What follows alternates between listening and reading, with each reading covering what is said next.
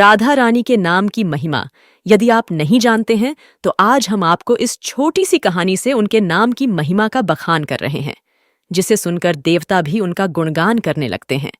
एक बार एक व्यक्ति था। वह एक संत के पास गया और कहता है कि संत जी, मेरा एक बेटा है। वह न तो पूजा पाठ करता है और न ही भगवान का नाम लेता है। संत जी कहते हैं, ठीक है बेटा, एक दिन तू उसे मेरे पास लेकर आ जा। अगले दिन वो व्यक्ति अपने बेटे को लेकर संत जी के पास गया। अब संत जी उसके बेटे से कहते हैं, बेटा बोल राधे राधे। बेटा कहता है, मैं क्यों कहूं? संत जी कहते हैं, बेटा बोल राधे राधे। वो इसी तरह से मना करता रहा और अंत तक उसने यही कहा कि मैं क्यों कहूं राधे राधे। संत जी ने कहा, जब तुम मर जाओगे और यमराज के पास जाओगे, तब यमराज तुमसे पूछ के कि कभी भगवान का नाम लिया, कोई अच्छा काम किया, तब तुम कह देना कि मैंने जीवन में एक बार श्री राधा रानी के नाम को बोला है, बस एक बार। इतना बताकर वह चले गए। समय व्यतीत हुआ और एक दिन वो मर गया। यमराज के पास पहुंचा। यमराज ने पूछा, कभी कोई अच्छा काम किया है? उसने कहा, हाँ महाराज, मैंने जीवन में एक बार श्री राधा रानी के नाम को बोला है। आप उसकी महिमा बताइए। यमराज सोचने लगा कि एक बार नाम की महिमा क्या होगी, इसका तो मुझे भी नहीं पता है। यम बोले, चलो इंद्र के पास वो ही बताएंगे। तो वो व्यक्ति बोला, मैं ऐसे नहीं जाऊंगा, पहले पालकी लेकर आओ, उसमें बैठ कर जाऊंगा। यमराज ने सोचा, ये बेडड ही मुसीबत है। फिर भी पालकी मंगवाई गई और उसे बिठाया।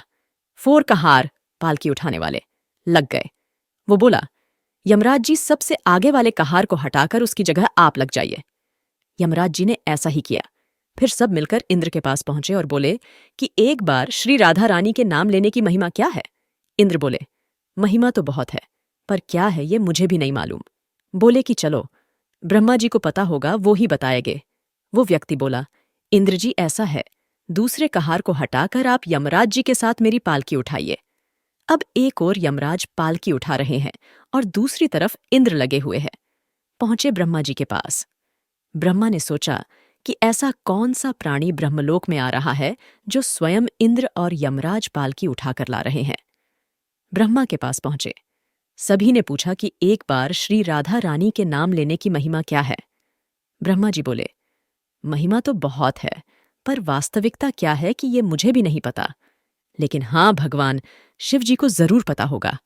वो व्यक्ति बोला कि तीसरे कहार को हटाइए और उसकी जगह ब्रह्मा जी आप लग जाइए। अब क्या करते? महिमा तो जाननी थी।